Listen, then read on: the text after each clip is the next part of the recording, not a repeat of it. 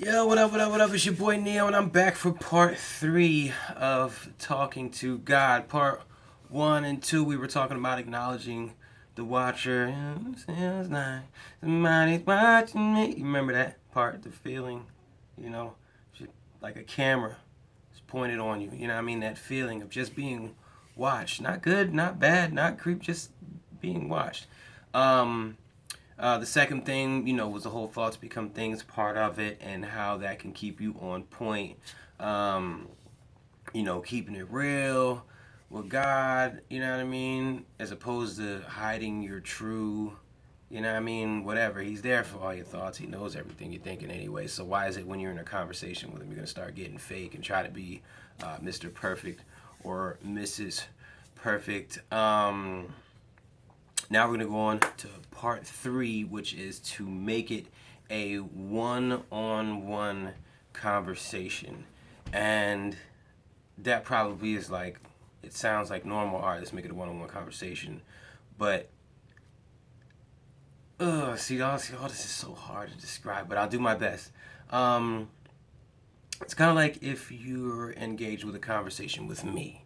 Me and you are talking, and we're really into this conversation. Like I just really did it just now with the lens, and everything over here just kind of became background. It was a background, and I wasn't. It was like oblivious to me. Like I didn't even realize what was going on. I'm in it. You know what I mean?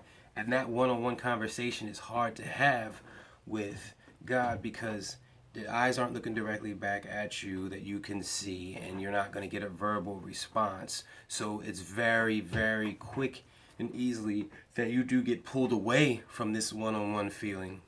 Um, if you do manage to achieve it, which you will. You know, what I mean, there's a couple different exercises that I do to actually get on the same page with the whole one-on-one thing. Now I'm looking at my cheat sheet over here.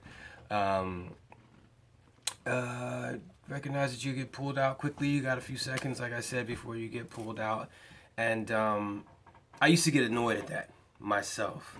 Um, like, yeah, why is my mind or the universe or whatever working so much against me, trying to keep me away from this blissfulness, this, it's just like the ego stepping in and not letting me be able to appreciate, my last trip to Disneyland, because it'll kick in and be like, you're not there right now, you're here right now, you're not this, you're not that. So it's like this will also happen while you're talking to God. You got less than 3 seconds before something tries to pull you out of it. You know what I mean? Tries to it separates you from the conversation because, like I said, you're not looking into someone's eyes. You're not getting a verbal response back. So, what I had to do to kind of get over that, because I'm, me, I'm always looking for ways to fix things to make it easier, to make it better. And one thing I had to do with that one was just accept that every moment is precious in itself and deserves the individual effort for you to consciously be involved in that conversation. Now, all that work, not a lot of work, but all that work that I just being said that has to be done each moment, so it is a lot of work. It might sound like a lot, but it's great reward. You know what I mean? You're putting out all this energy to get that energy back. It's not like a black belt to where you when you get it, it's yours forever. You are only in this state while you're in this state. Like meditating and staying still and being peaceful, you're only there while you're there. You know what I mean? As soon as you think about something else, you're now out of it. You're now out of bliss. You are now tuned into something. You're calculating. You're figuring stuff out. You're going. You know what I mean? So it's kind of like that. So I want you to really, really, really, really, really work on this one-on-one conversation. To do so, you're gonna have to eliminate a lot of things that are gonna distract you, like people, pets. Like as I said, that my dog just jumped up on the sofa. Pets, noises, technology. You're gonna have to eliminate everything outside of you. I'm talking like if you got a bracelet that's making too much noise and clank, get rid of it. Get rid of it. If you got, whatever it is, get rid of it. You need to be still, you need to be present, you need to focus, and you need to be in this conversation. That's as far as distractions. Now you got the embarrassment aspect of it, because you got to admit, sitting in a room talking to yourself is kind of embarrassing. And remember how I said that whole acknowledge the watcher. When you're in a room and you're quiet by yourself and you do something silly or embarrassing, you kind of like you feel that like someone's watching you, even though you're in a room by yourself. For one, that's the watcher, that's God. For two, that's that embarrassment and being. You got to get over that. You got to get over that. People talk to themselves all day long, every day. It's just up here. I could have a whole sentence right there. I just talked to myself, but I kept it up here. Now that you're going to put it out, open your mouth and actually do it, it's a problem. You know what I mean?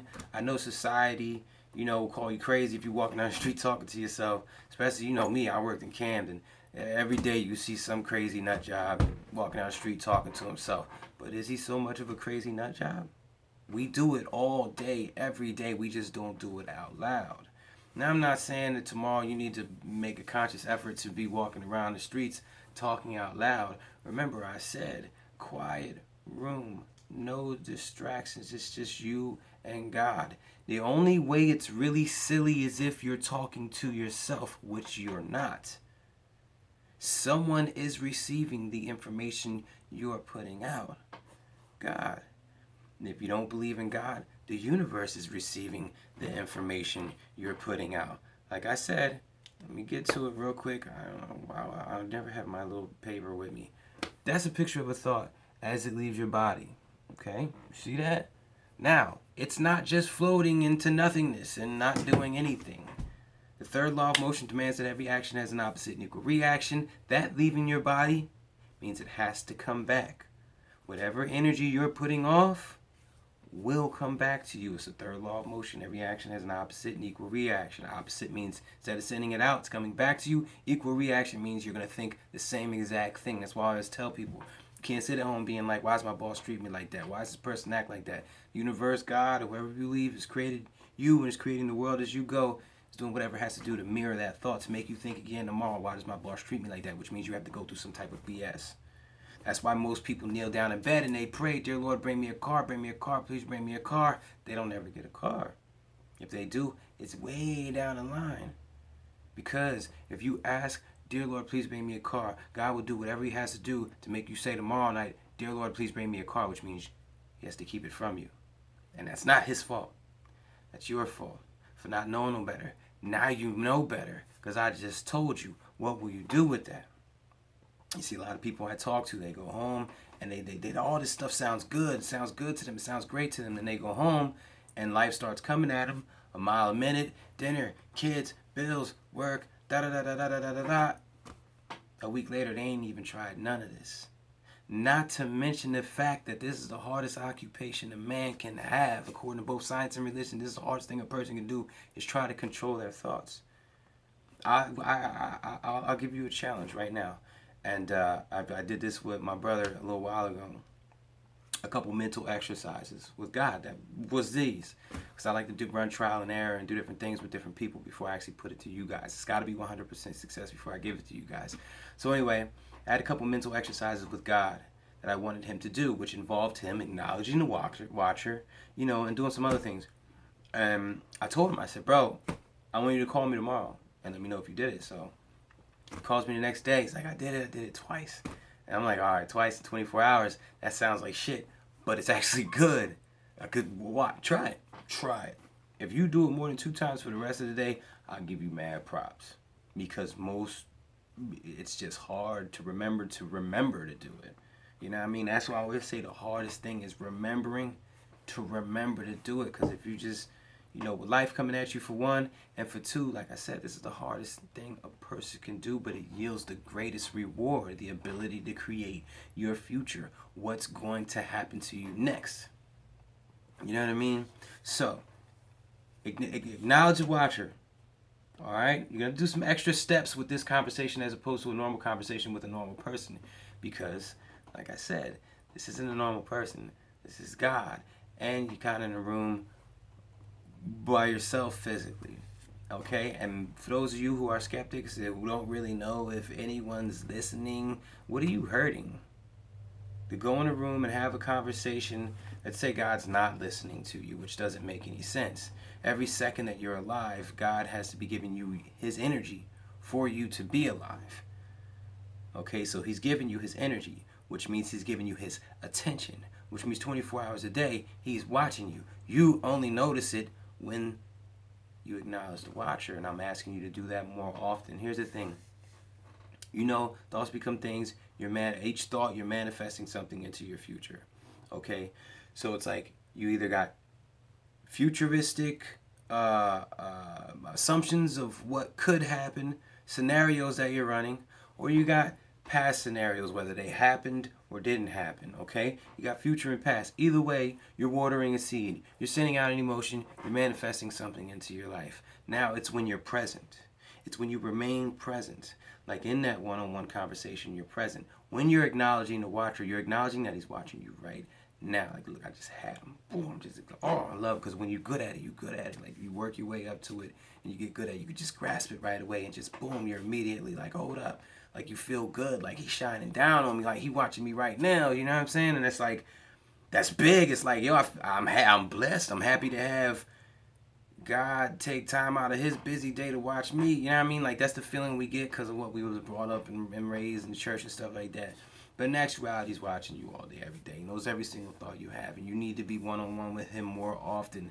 They say if you ever want to make God laugh, tell him your plans. Because his plans are so much bigger than yours. But while you're thinking about the future or thinking about the past and running all these scenarios, you're watering seeds, creating your own future. It's only when you're present, not thinking about either or, that you're letting God's plan for you unfold. You know what I mean? And I hate to get all preachy and seem like super preacher and you're like, God this, God that, God this. I mean, but the section is called Talking to God for one, and it can't be avoided. No matter what your race, religion, no matter who you are, you know there's something. I'm sorry, you could be an atheist, you could be a Scientologist, you could be whatever. You know there's something. You know there's something holding all this together, making things happen to you. You know what I mean? When you think about somebody and all of a sudden, you know, they hit you up on Facebook later on that night or text you out of nowhere, you ain't talked to them in years. You know there's something going on. You know what I mean? Like I said, there's a reason every blade of grass grows perfect. It doesn't grow an extra arm, human arm. It doesn't just sprout out a spaceship. You know what I mean? It grows exactly the way it needs to be. There's intelligence there. There's intelligence that makes molecules do what they do, and all of that came from somewhere. You know this. Everybody knows this. And that's what we should be studying. I mean, it's that important. It's that important. You got thoughts that get overlooked because it's not, people think it's not that important. And then you got God that gets overlooked. You go to church. I love church and all that other stuff. That's all fine and everything. But everybody keeps giving all this credit to Jesus. And the Holy Ghost did this. And Jesus is looking down. Then, you know what? There's no physical proof of any of that. Nothing that will hold up in court. And I talk to Muslim, Catholic, Christian, Jewish, atheist, Scientologists. Normally I'm talking to a room full of all of them. So I gotta watch what I say. You know what I mean? And it's like, I don't know. It's just, anyway, I'm just going off topic. God is that important. It needs to be discussed. Okay? Your thoughts are way important. People overlook them. God is way important. People overlook him. Running around talking about what's it called? The rapture and all this. Come on, man. What are you improving by doing that? What are you improving by doing that? Is anyone listening? I got cousins that start talking about this and that, and I'm like, there's a waste of life. Like, you just wasted the last 10 seconds of my life. I could have been picking my nose, and it would have been more important than what you just said to me. Now, had you said, yo, you need to be more positive, thank you. I need that every now and then. Everybody needs that every now and then. But you choose to talk about a rapture and when the world going to end and the big battle between devil and... Come on, man. You're not doing nothing right now except annoying me. You don't even know none of that even exists. You don't know none of that. But you know that you should be positive, because if you negative, some negative shit's gonna happen to you. You know that. But you choose to look past that and talk about something else. Come on. Come on. It's looking you in your face. Work with it. Okay? Get the one-on-one conversation going. Keep the one-on-one conversation going. And, yeah. Open up. Say everything. Say what you want. I guarantee you won't get this feeling up in here. Once you do get the one-on-one, it's, look, try it. Really let yourself go. You're going to be so happy. It's going to be like, oh my God, like God gave me an appointment in his book and I'm in front of him and he said, go, tell me everything you want to tell me. And you'd be surprised that you're going to be very thankful for things. Like most of the times when I get into the zone, I'm like, yo, the first thing I just want to start off and say thank you. You know what I mean? Because shit could be worse. You know what I mean? I could not be here. There are people who I know and love who are no longer here. You know what I'm saying? And just for that, thank you. And then that makes me think about all the other blessings. And I'm like, wow, I really am blessed. So this will help you feel good and be better. So just, do it. Try it. Remember the watcher. Acknowledge the watcher. Remember that thoughts become things. Remember to stay positive. Be yourself. Hold the one-on-one conversation. And there's other ways to get into that feeling. Start with the peripherals. But that'll be section 4. For now, I done hit 16 minutes and 42 seconds. 42! And, yeah, I love you guys for listening. Stay tuned for the next one. And I really do love you guys. I really do. And I love doing this and talking with you guys. This is 8 years worth of research, 9 years worth of research I've been doing that I've been holding back because it's such a touchy subject. And now that I'm really letting it go, I just feel a lot better about things. I've been talking about thoughts become things and all that other stuff, but now I just feel a lot better, like a weight's lifted off my chest. So thank you guys for listening. I love you guys. 17 minutes. Sorry for running so long, but this is important. This is important information. All right? Peace.